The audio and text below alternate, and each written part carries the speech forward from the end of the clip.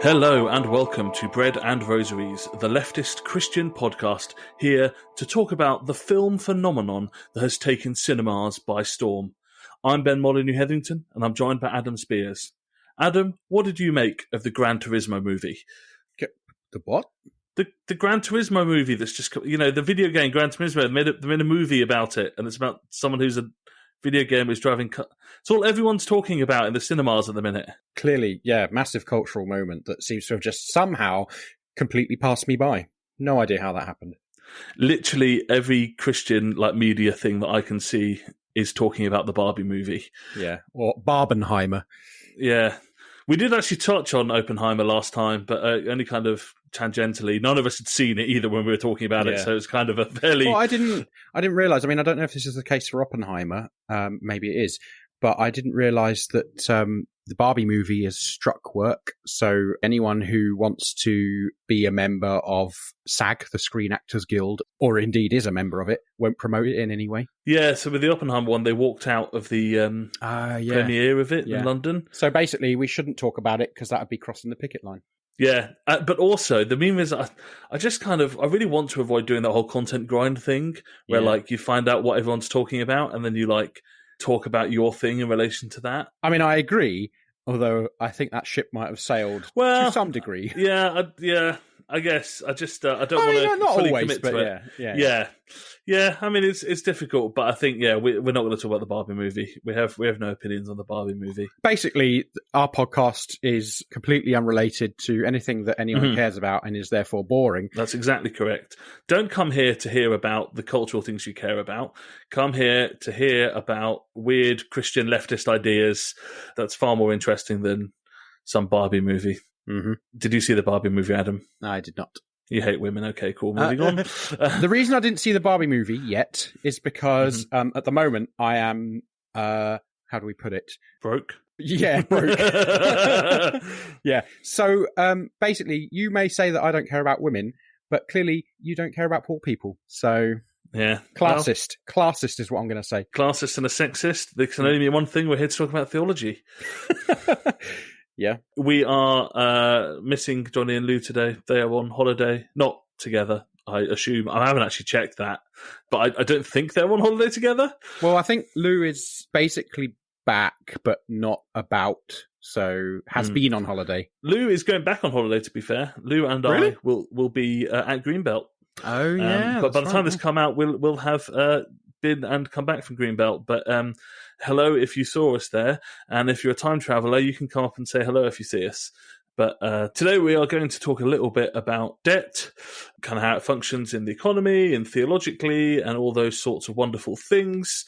But before we do that, we are going to do What Else Is On My Mind, Grapes. What else is on my mind, Grapes? What is on my mind, Grapes, is our good friends at Forward in Faith. The most ironic name for an organisation, colloquially known as Backwards in Belief. They are up to their usual tricks.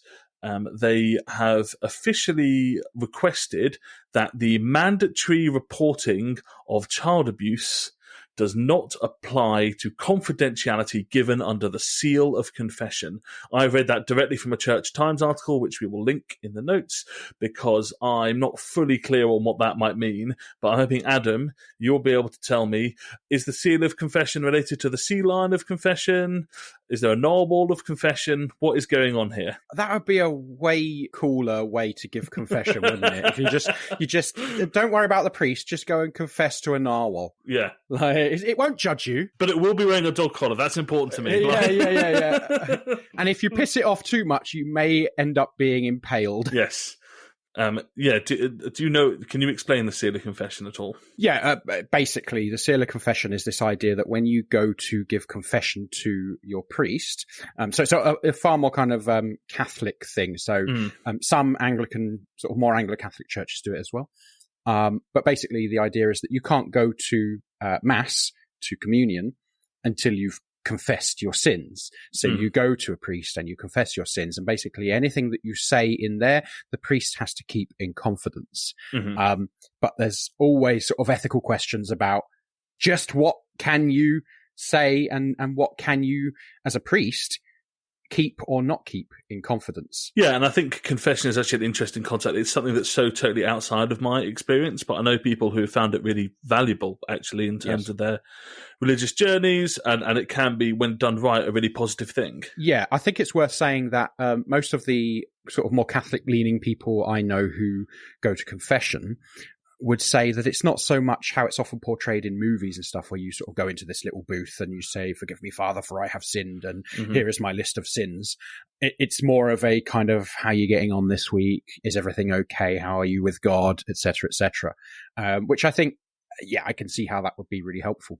And there's something to be said as well. I know that there's this thing about they will set kind of things you can do to repent for your sin, right? Yeah, say 10 Hail Marys or whatever it is. Which is an interesting thing, because obviously the Protestant side of me is like, by faith alone.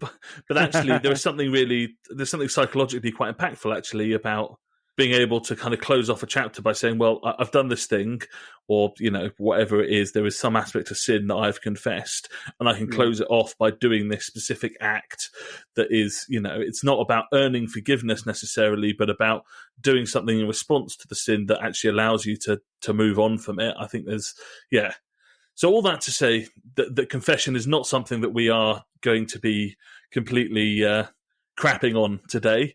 However, this seems dodgy to me. The idea here is that essentially, if someone confesses to child abuse, they don't want the priest to be legally obligated to report that.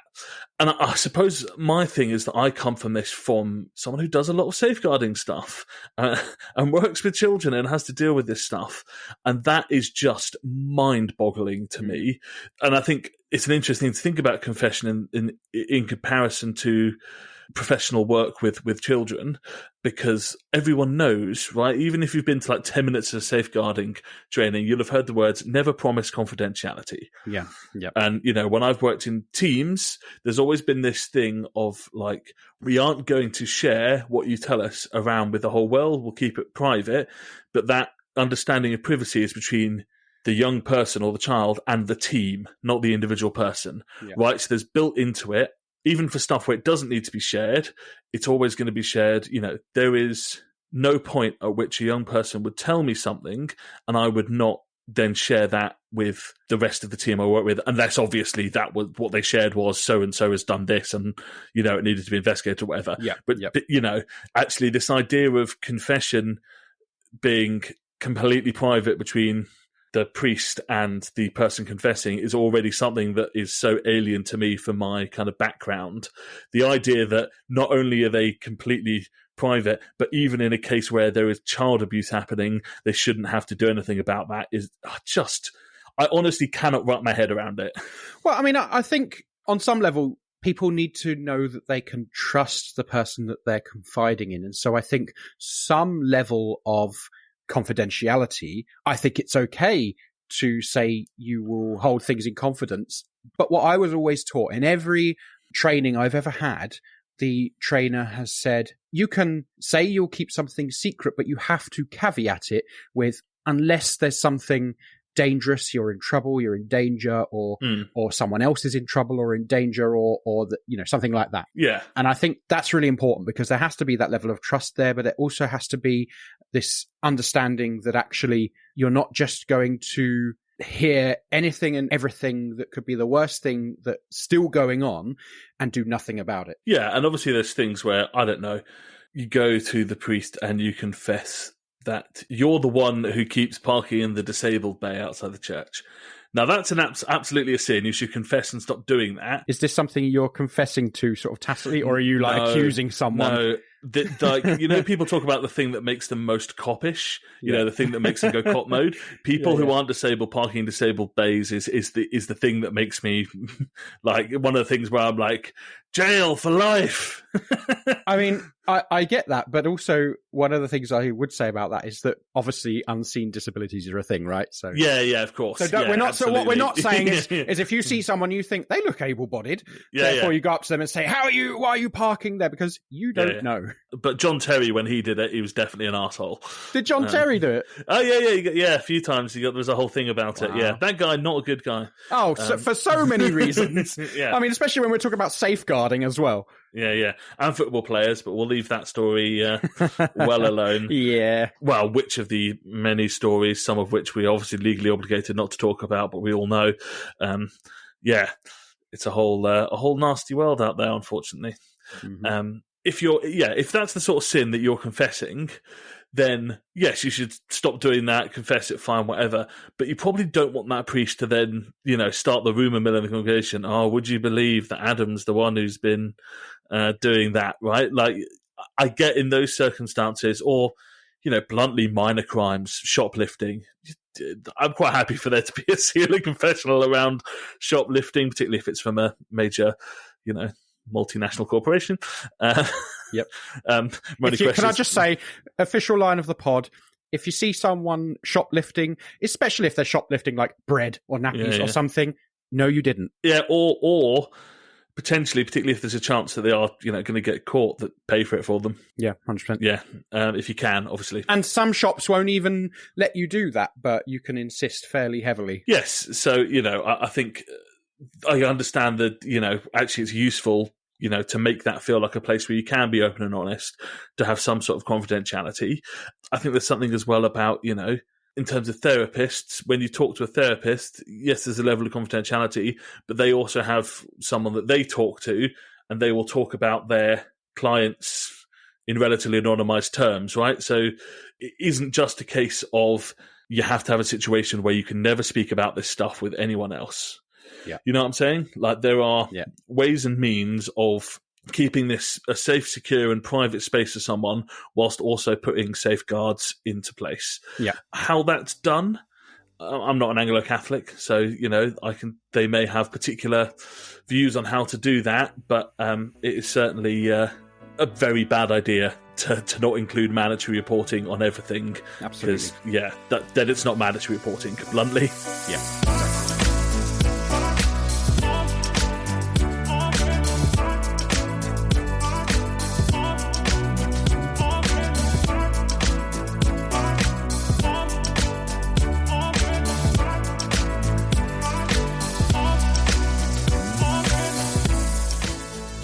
Let us move on to our main topic today. We're going to talk about debt. Adam, obviously, you and I, we're upstanding members of society, so this is not a topic we ever really have some experience with. But do you know some people sometimes rack up debt?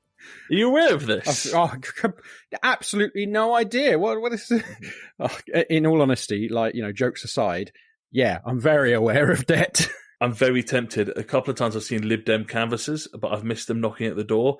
If a Lib Dem canvasser ever knocks at my door, I'm showing them my student finance statement. And I think that's, debt is such a normalized thing because, for our generation, everyone who went to university is got debt that they're probably never going to pay off. Mm-hmm. And I'm sure you and I have both been through periods where we've had other forms of debt.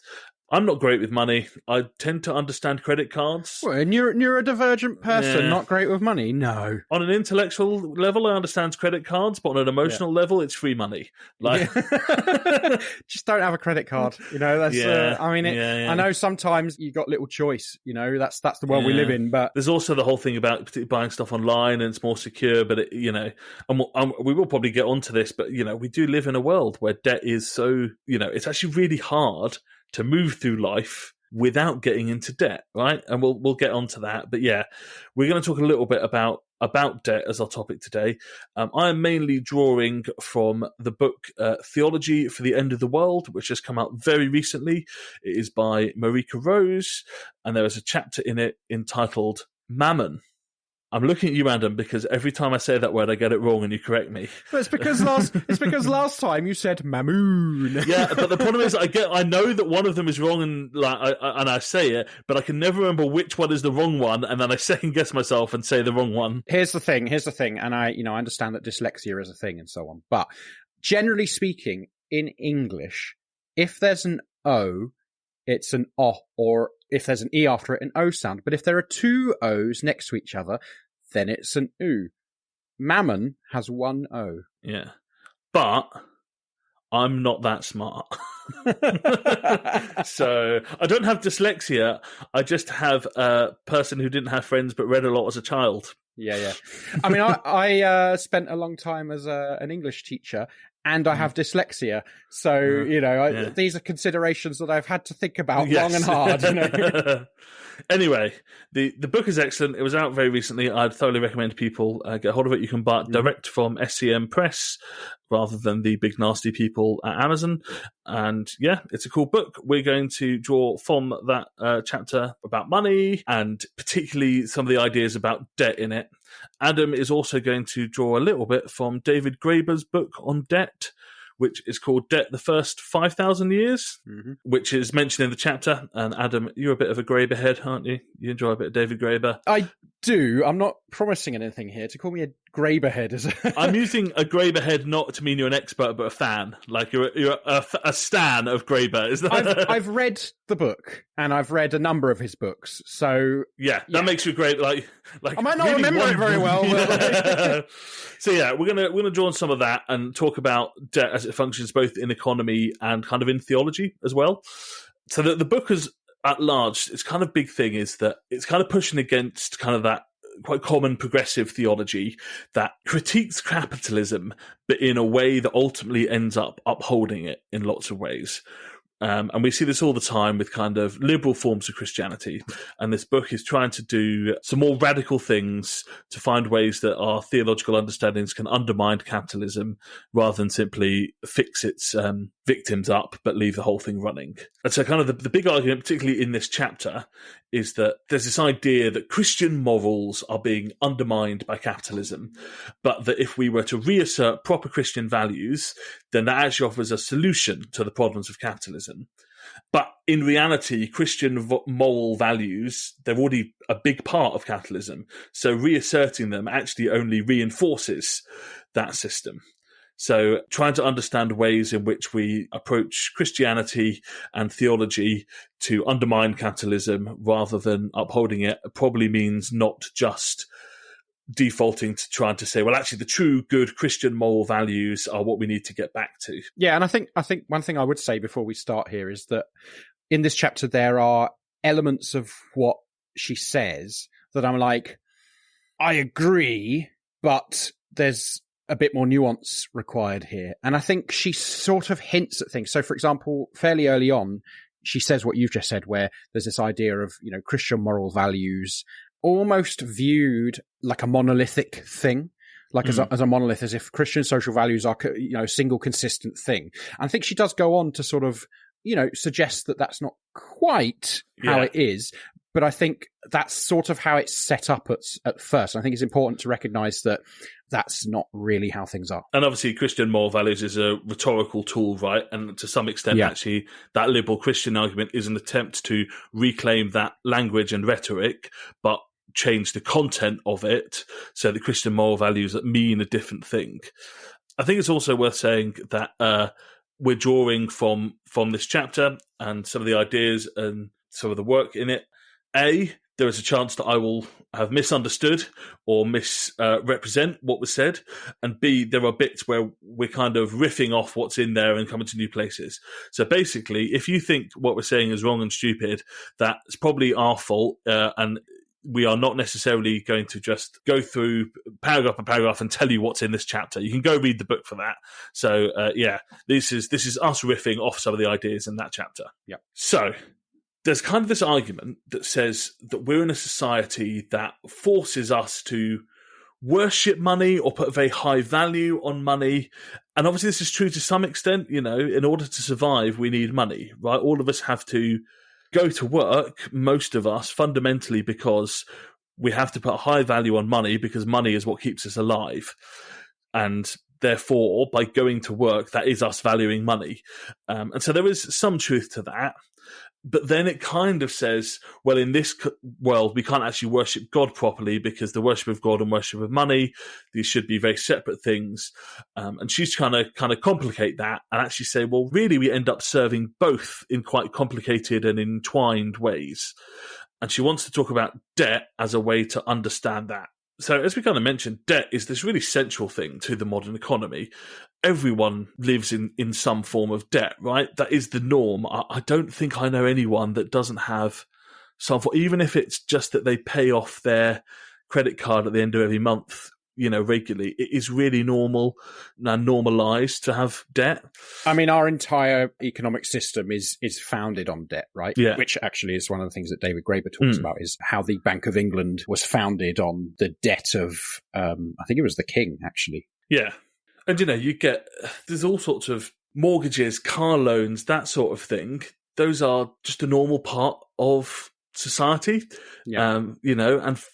Frankly, getting a mortgage is most of the time the financially safer decision, right? Like, it's not that debt is this universally evil or dangerous thing, right? There are some debt that is kind of important. And, the very structure of work and pay often pushes us towards debt, right? If you don't get paid at the end of every day, most of us get paid monthly, some weekly, and most of us get paid at least partially in arrears. So for work we've already done, it's very rare to get paid in advance for all of your work. Yeah. The norm, I think, is to get paid after you've done the work. Some places do half before, half after. But, it is, if you, start a job, you're probably waiting for a month to get paid. So debt is kind of forced on you. Then you think about if you're in the rental sector, and I know you've experienced this, Adam, even if you get all of your deposit back when you move house, and let's just pause to put the laughter in there for the idea of getting all your deposit back, even if you do, by some miracle, get your whole deposit back, you are not getting the deposit back until you need to pay the next deposit. So how do you come up with, deposits? We're talking often 4 figures, right? So you've got 4 figures sat somewhere, and then you need to find another 4 figures to invest in your new property as a deposit before you can get the old deposit back. So how do you do that? Well, unless you're really lucky, you're probably going to have to get into some form of debt to bridge the gap between those two things. Yeah. So pretty much everything about the kind of the way we all live in the modern economy forces debt on us, whether we want to have it or not. It is just central to the functioning of our economy. But debt has actually been quite fundamental to the economy for a long time. David Graeber argues, as I understand it, that kind of debt is what causes money to emerge. That debt is actually happens before money. And there's something similar in Marx. It's not clear quite in what sense he means it, but Marx kind of, he talks about if you're a farmer and you've sowed a load of seed, you then have to wait 6 months, possibly. I'm not a farmer, but let's say 6 months to actually earn any money. But how do you survive? How do you even buy that seed in the first place? Well, actually, to function as a farmer, you need to get in some sort of debt so you can live and plant seed and look after the seed until it's time for it to be harvested, and then you can earn the money back. And obviously there's the relationships between the serfs and the landholders and all this sort of stuff. So that he also kind of comes up with this idea that debt is actually a fundamental part of the economy. And then Graeber kind of takes that point a bit further, I believe. Yeah. Well, he says that the foundational myth at the heart of money and modern capitalism is just that. It's a myth. He says that economists since Adam Smith have argued that before the advent of money, you had a barter economy where basically you had to have a double coincidence of wants. That is to say that Gary over here has a nice pair of shoes that he doesn't need, and Sharon over there has a chicken or a couple of chickens that she doesn't need, but they each need what the other has. So they barter and swap the requisite amounts. But of course, it's very, very rare that you have that double coincidence of wants. Most of the time, if Gary has a pair of shoes, but he needs chickens, that doesn't necessarily mean that Sharon needs a pair of shoes. Right. She might need something else. And that's how they say that money was invented. What David Graeber points out is that something that actually economic anthropologists have been pointing out for a long time now is that there's absolutely no archaeological evidence whatsoever that such economies ever existed within societies. The only examples you really get of it are maybe you have this tribe meeting this tribe in some location, and maybe they barter things that they see a person with, and they'll say, well, I'll give you this for this. But that's a relationship between people who don't really know each other or don't know each other that well. Within societies, and bear in mind we're talking about a time when most societies were on a much smaller scale, within societies, they didn't barter. There's no evidence for it. And so this is where you get this idea of there being an indebtedness to society and to the individual. So one example of debt that he gives is you have this idea that everyone in, say, that village always owes something to everyone in that village because of who they are and the society that's formed them. And that's not to say anything good or bad about that form of debt. But basically, if someone's got something and you need it and they don't, they give you the thing, right? Which is a particular form of indebtedness. And then you return the favor later on.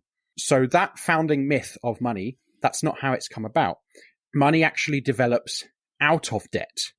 Originally, money was actually founded as a way to pay soldiers. So soldiers rendered a service, in a sense, by invading and capturing places. And one of the things that they would take is resources, is gold, silver, etc. And what the authorities did is that they paid soldiers specifically in coin with gold. And of course, what that leads to eventually is that sort of pervading society more generally, which also leads to a debasement of the currency as well. You shave little bits of gold off. This coin is no longer the same weight as it was, and you end up being able to make a few more coins, which has huge implications for the economy. So, yeah, it's really important to point out. Sorry, I've waffled for a bit there, but it's really important to point out that what we are often led to believe is the founding of money is not the founding of money at all, and that money comes out of debt. Yeah, and I think, actually, if you pull out a banknote, if you got a pound sterling banknote, it's essentially a credit note, right? Yeah. It says that the holder of this is entitled to whatever, £5, £10.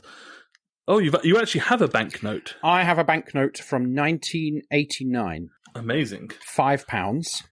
It looks very different to what they look like these days. It's got the Duke of Wellington on the back. Ooh. And it says, Bank of England, I promise to pay the bearer on demand the sum of £5. And that is still on banknotes to this day, right? So you're right. It's a credit note. So, yeah, even at that very basic level, money is a form of debt, right? It's a form of credit. And, we could talk about, most of us don't deal with cash that often anymore. Maybe some people do, but, we've got more and more, banks and digital money. But even that, the way banks function, the money you put in a bank doesn't just sit there. Banks do not have on deposit the entirety of the amount of money that people deposit in them. That's why bank runs happen, right? Is because if everyone asks for their money back at the same time, the bank doesn't actually have it. They're legally required to have a certain percentage of it. But actually, even digital money, we think of, you can lose, I can lose cash, someone can nick my wallet, whatever. Even digital money isn't actually ours in quite the same way. There's the bank owes me that digital money, but it doesn't necessarily have it on hand. And it's important as well to recognize that money is not just that stuff that you can hold in your hand. It's not even just that stuff that you can have on a screen. Money can be something that looks very, very different to how we imagine it today. There's a difference between kind of, money and coinage, right? So, for example, in sort of feudal times, it wasn't unusual for you to just have a little piece of paper that you put a mark on and passed it around, and it go through many hands, and each person adding their mark. And that was a kind of a form of money. So that is some of the basic ideas of debt, kind of dealt with, set some foundations. We're going to talk in a minute about some of Christianity's relationship to debt and how that all pans out. But let's take a break from big thinky bits. Adam, I believe you have a Saint of the Week for us. Saint of the Week. Jesus weeps for Gaza. He sees the pain and suffering of the 1.9 million people who have been forced to leave their homes without access to nutritious food, clean water, decent shelter. He hears the cries of the 25,000 orphaned children. He is with all who mourn the 250 people killed every single day. Christians for Palestine UK is a group of Christians who are calling for an immediate ceasefire in Palestine.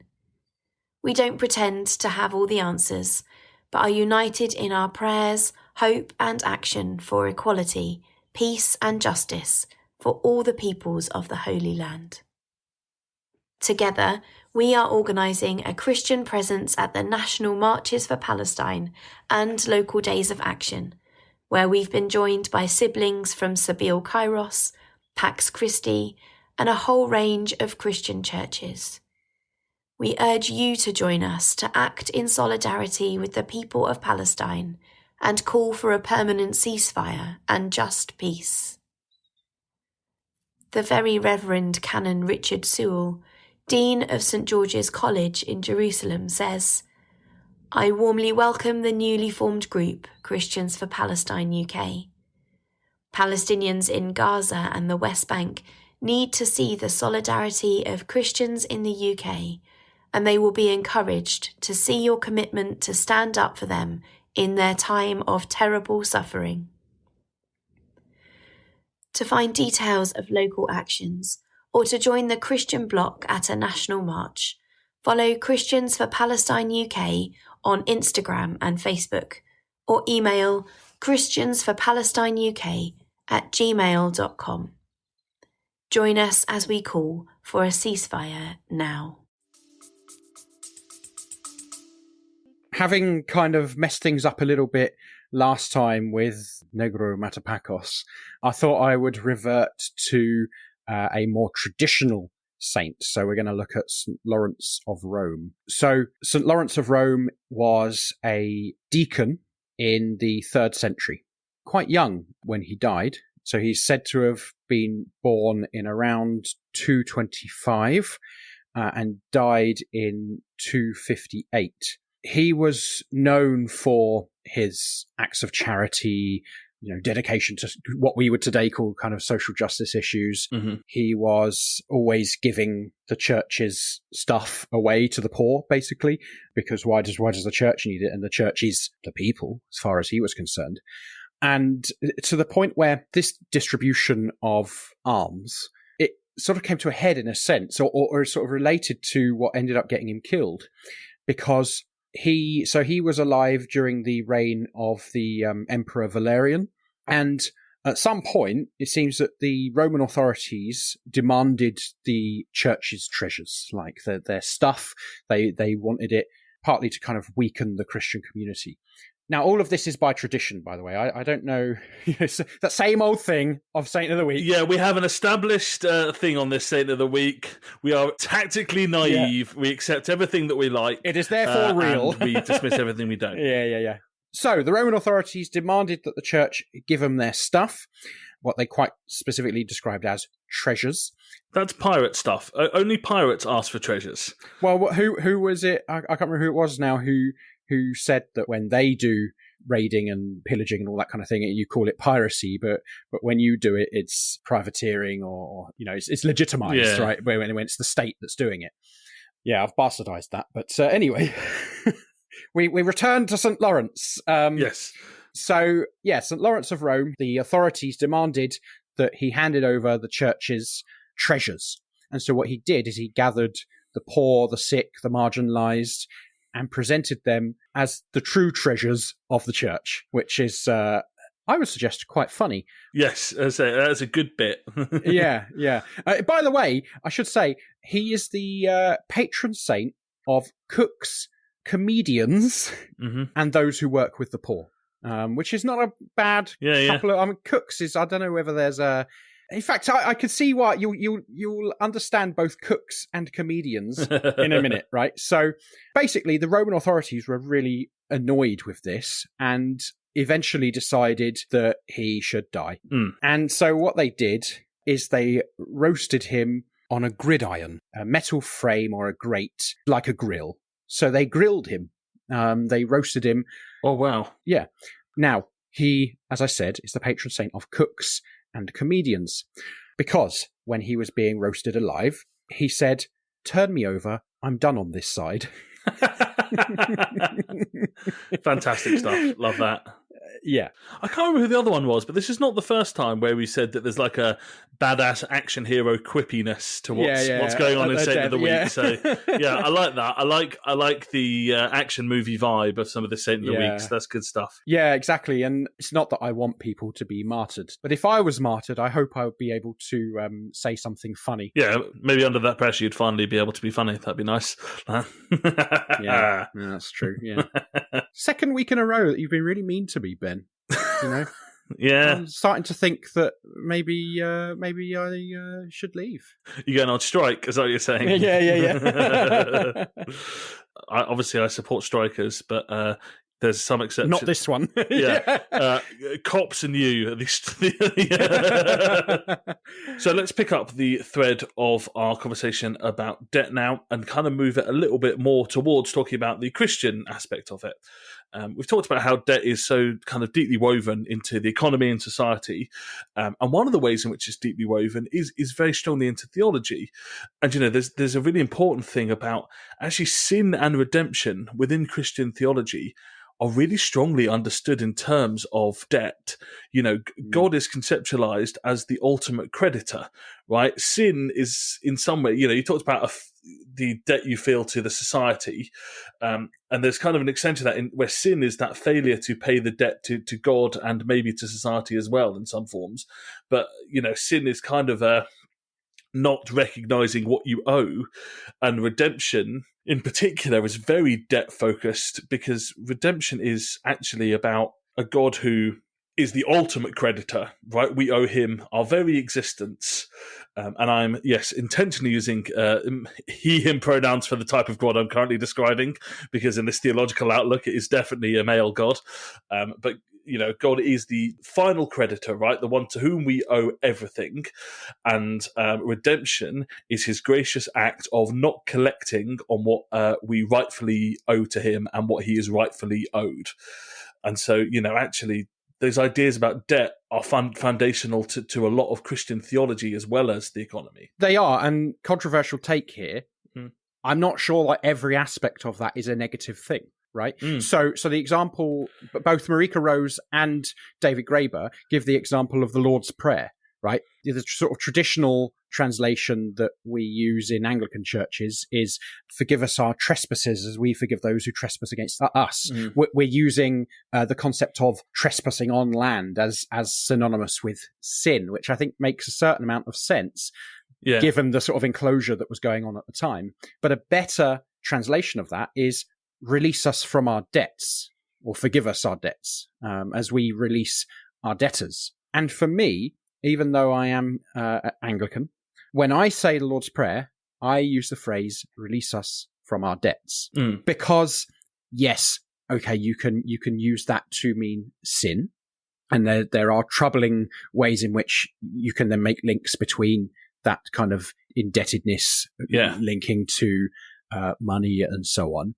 But I think it's absolutely essential that we don't forget the next bit is as we release or forgive our debtors, right? There's a leveling that's going on here that's not just talking about how we forgive sin, but is also talking about how we equalize things, how we redistribute things, how we take this concept of money and things that are owed and we say, actually, I don't need that, right? We are trying to create a society where, yes, okay, maybe there is a sense of indebtedness, but it's trying to move that indebtedness away from money, to say that we don't want to organize our society, our church in a way that is always grasping for money. And I think for me, that's what's at the heart of this. So I don't always see this as a negative thing.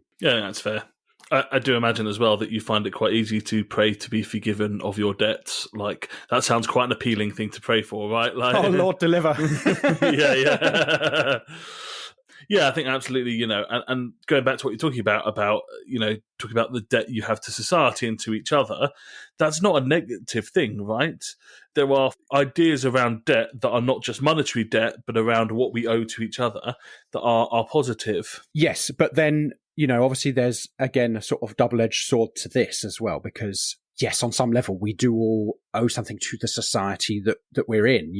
It's this old idea that I regularly talk about, and many people regularly talk about, where we try and make the point that actually we are all connected. Because who does your roads? Yeah. All of these things, the way these sort of social and material kind of relations interact with each other means that, of course, we have some level of indebtedness to each other, and that we all therefore have to pay in and receive out. But as Graeber and Rose point out, this idea of a social debt is linked with the idea of forgiving sort of monetary debts as well. And they both talk about the Jubilee laws found in Leviticus. The idea of Jubilee predates what we find in Leviticus, right? Like we can find it in other cultures that came before that. And actually there is a sense in which this functions in a social way to reinforce the power of the person who's doing the forgiving. And you can even see that, I think, on a sort of smaller scale today. One of the things I think about is, and I don't want people to kind of hear what I'm saying here and misunderstand what I'm saying as if I'm not grateful. But when I was a teenager, I went to church. I chose to go to church, and there were people in that church who were wonderful people who sometimes they would pay for things for me. I had no money. I was one of the few people who went to church, like, 'cause church is middle class, right? Like white church is middle class. And I was one of the few working class people there, the few working class teenagers there. And I was the only one in my family who went to church. And some people in that church knew this. They knew what my situation was. And so they would pay for me to go to things. And I appreciate that to this day. These people really helped me. But what did it do? It did form in me an implicit indebtedness. Yeah. Not necessarily monetary, but because they had provided sort of monetarily for me, it gave me a kind of social debt to those people and to that church. Some of that could be good, right? Some of that could be viewed as good. But actually what it's doing is it's forming an informal power structure over me. And so whilst I love those people and I love how they helped me, it still did have that effect on me. And as things are, there's no way around that, right? But that is the way of it. Yeah, absolutely. I think that sense of obligation is really important. And as you say, both authors talk about the way in which actually new kings would often forgive debt, not because they were particularly generous, but because that's how you won people over and, created a certain image of yourself. Yeah. Another aspect of debt is the way in which it relies on this kind of morality, a kind of a society-wide morality, right? Because if everyone was constantly trying to cheat their way out of their debts, the whole system would fall apart. You can't just be chasing every single person for every little bit of debt. There needs to be a moral system in place where everyone accepts that actually there is this need to repay your debt, right?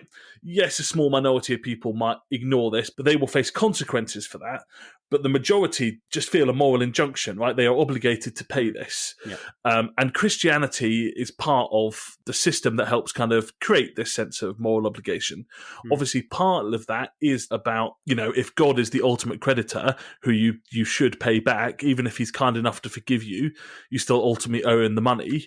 But there are other ways in which the moral importance of repaying debt is created. And obviously there's also, as we know, Christianity is a vital part of creating a sense that the system in which we live is morally right. If you think everything is just an absolute moral mess, that actually this is a horrible system of exploitation, I mean, A, you're correct, well done, but B, it makes you so much less likely to feel like you should pay your debt if there's no consequences to not paying your debt, right? So you need a system in which people think that there's basically a sense of goodness and fairness at play, even if there are some issues, because that makes it much more likely for people to repay their debts. And we can think about some really obvious ways in which kind of conservative forms of Christianity uphold this idea of the moral obligation of repaying your debt, right?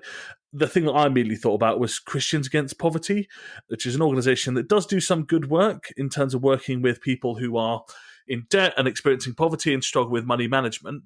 But they're also really insistent that people should pay back what they are owed. They basically do not let you file for bankruptcy if you're getting help from Christians against poverty, because they believe it's morally wrong and you should repay what you're owed.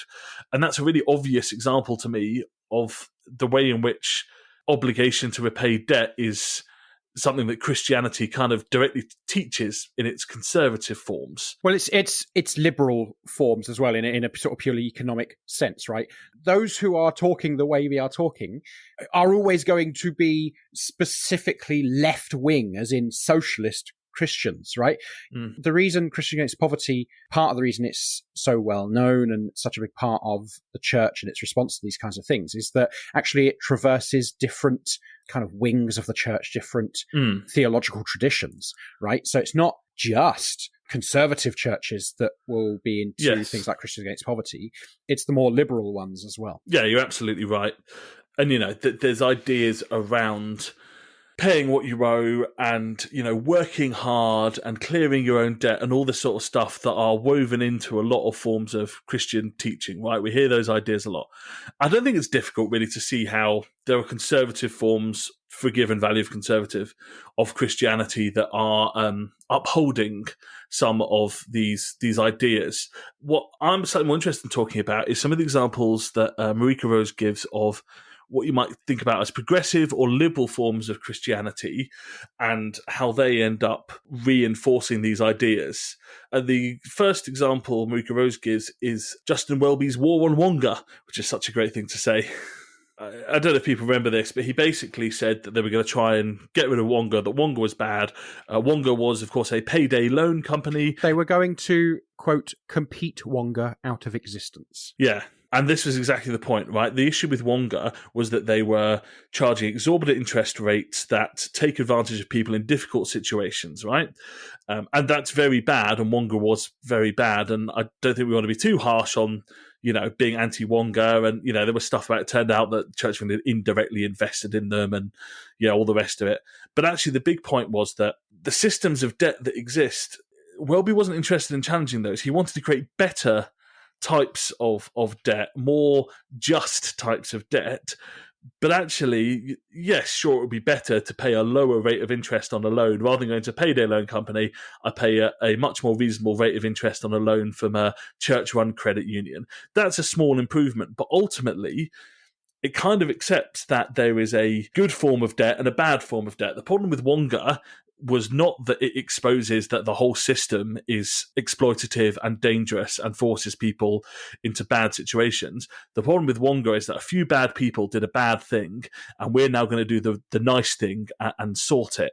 So the solution, therefore, is to just tweak things, make things a little bit nicer, and then we can say, oh, there's a moral thing here, and actually everything's fine. Not saying, well, the whole system that creates Wonga is a system that is evil and exploitative and needs to be got rid of. Well, it speaks as well to how, the majority of the church, particularly those in power, I mean, you said earlier that they critique capitalism. They don't. They critique certain forms of capitalism, but they very rarely call it capitalism. They might call it consumerism. They might call it, debt. Hyper-capitalism is even one you get occasionally when they're really pushing the boat out, but yes. Yeah, but really at its heart, what's going on here is that capitalism fundamentally, their response to it is directly from a result of the fact that it's so abstracted, right? It's so complex, and you can see this in the fact that the church had indirect investments in Wonga.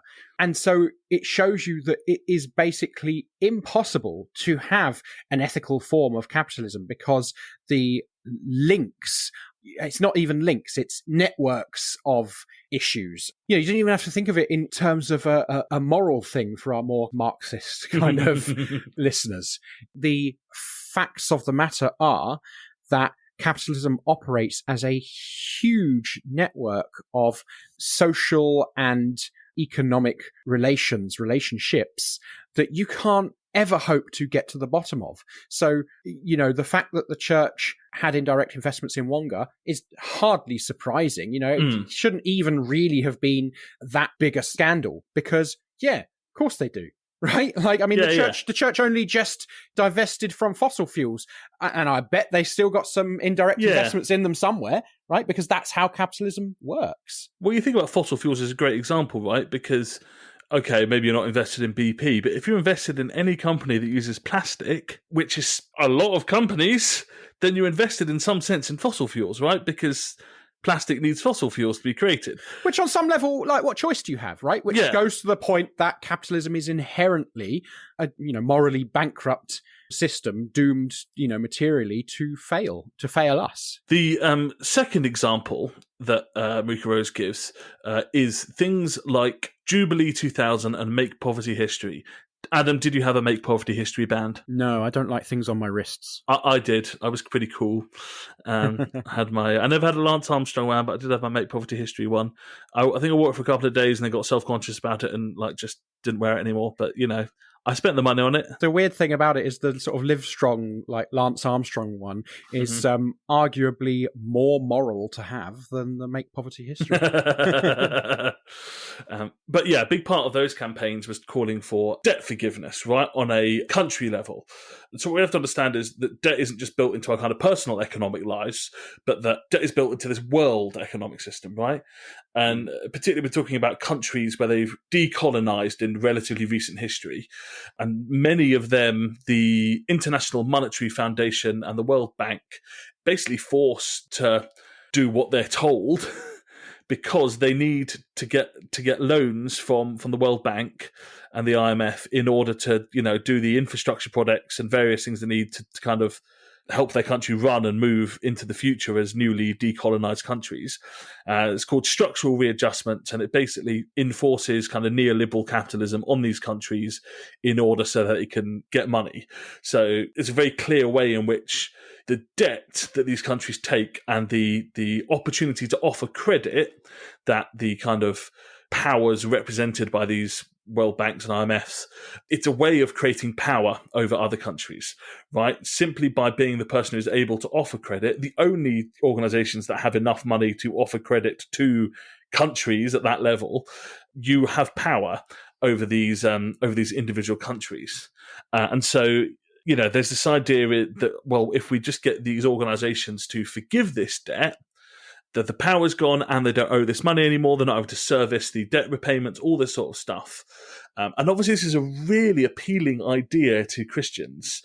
Jubilee 2000 is quite specifically a Christian thing, obviously drawing on that tradition of Jubilee and Leviticus that you've mentioned. Make Poverty History is not explicitly Christian, but lots of churches joined in. Got super involved, yeah. Yeah, and it's just so appealing because, as you say, you've got that history of Jubilee and Leviticus, but you've also got those ideas about God as the creditor who forgives his debtors, right? And therefore, if we're trying to emulate God, a really effective way of doing that is to be the creditor that forgives debtors. And so it's a really appealing thing. It's really easy to make debt forgiveness into an explicitly Christian, we talk about those ideas of Christian moral values. Well, debt forgiveness is almost a fundamental Christian value, right? Because that's God forgives sins, God forgives debt is arguably the central point of Christianity to some extent. So it's really easy to make debt forgiveness this really explicitly Christian thing about living out Christianity. But when that debt is a direct result of neocolonialism, which is what we're talking about when we're talking about these countries having to accept structural readjustment in order to get the money they need, that's a direct result of them being colonialized. Colonialized? Wow. Colonized. Try that one instead. Yeah, it's very important. I mean, you said before, these are countries that have decolonized, but actually that's how organizations like the IMF, WTO, etc. work. And actually why a lot of liberation theologians would say that they're not post-colonial theologians. There's a distinction between post-colonial theology and liberation theology, because liberation theologians will say, well, we don't live in a post-colonial society. We still live in a society where we are colonized in the global south. So it's just a different form of colonization.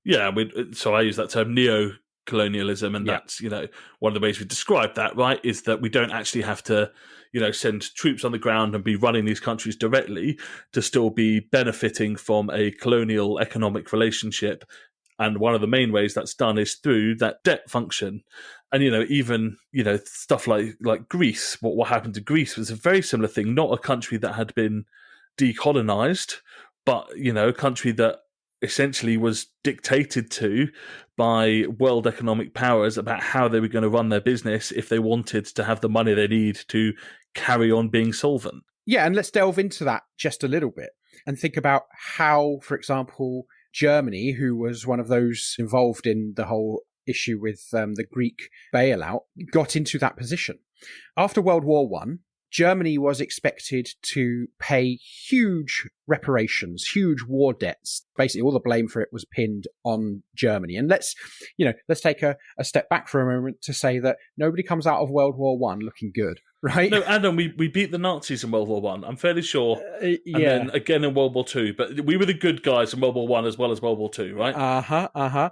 Yeah, so it's really important to recognise that Germany's hyperinflation comes in large part later on because of these reparations that it was expected to pay for being blamed as the sole or the main aggressor for World War I. Which, of course, what does that do when there's, hyperinflation in your economy? It leads to things like fascism.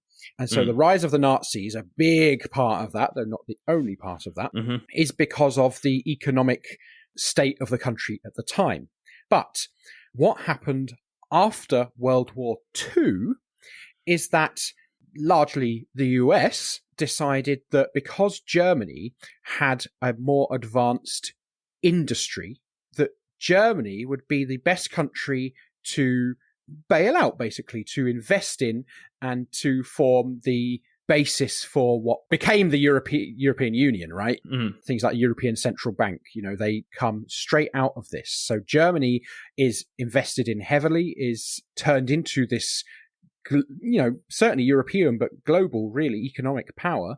And by the time you get to the debt crisis, the Greek debt crisis, decades later, you have this sense in a lot of Germany that, of course, Greece need to pay their debts to us. Yeah. We've bailed them out. And of course, what they're not doing is they're not remembering how they got to that position in the first place, how they became those who Greece owed a debt to. Yeah. And I think that's really instructive when we think about how debt functions and how we might argue it should or shouldn't function. And, that's just one example, but countries that owe debt to the World Bank, the IMF, all that sort of thing, they're pretty much universally in that position because they've been exploited.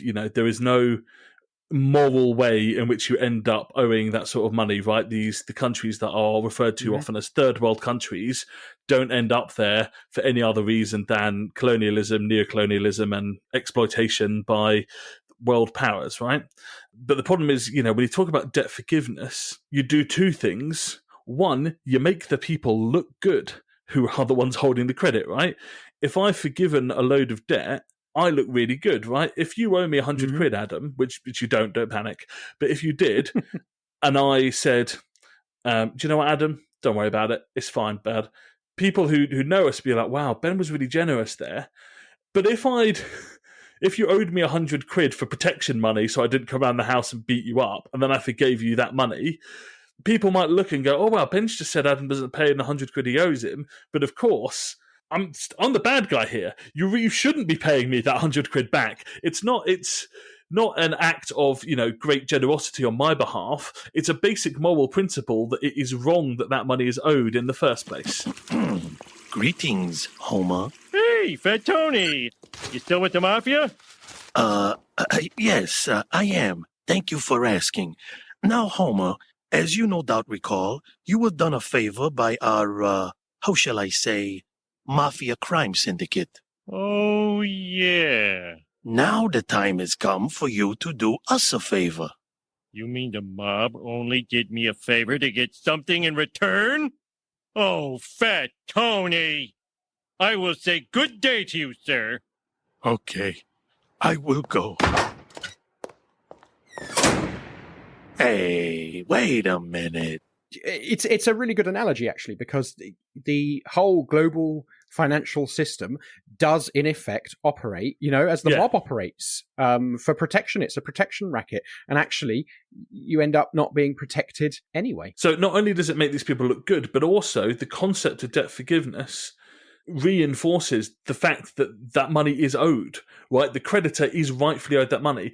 If you ask someone, can you do us a favour and forgive that debt, you are inherently affirming that they have the right to choose to not forgive or to forgive, right? So when we talk about debt forgiveness, it feels really, really Christian and good and something we can ask for that ties in with our Christian values, whatever those might be, and feels like we're making a really positive difference in the world. But in actuality, we're really reinforcing the colonial power structures that continue to influence the world, and we're making the bad guys look like the good guys and telling them that actually the system of debt that they've benefited from is fine. We recognise that as legitimate. And so, actually debt forgiveness campaigns seem like good, liberal, Christian responses to stuff, but they're actually, I guess, bad. I can't think of a better word. They're bad. They're bad ideas. Sorry. Make poverty history not a good shout. I mean, it's not that they are simply bad. It's that there's more to it, right? They are bad in that they uphold the system as it is, a bit like how charities function. Charities function and are sort of legislated to function in a way that reinforces the system, that reinforces their need to be there. And so it's not necessarily bad that they are helping out this person here or this person there, but it is bad that the way they are required to be reinforces the system as it is, rather than encouraging us to tear the system down and have a revolution. Yeah, and I think, these countries are not going to say no to debt forgiveness because actually it is on some level a positive thing for them, but then you force them to acknowledge the rightfulness of the debt. And what we should actually be doing, the Christian response, is to say, this debt was never rightfully owed. This debt has always been based on exploitation and immoral action.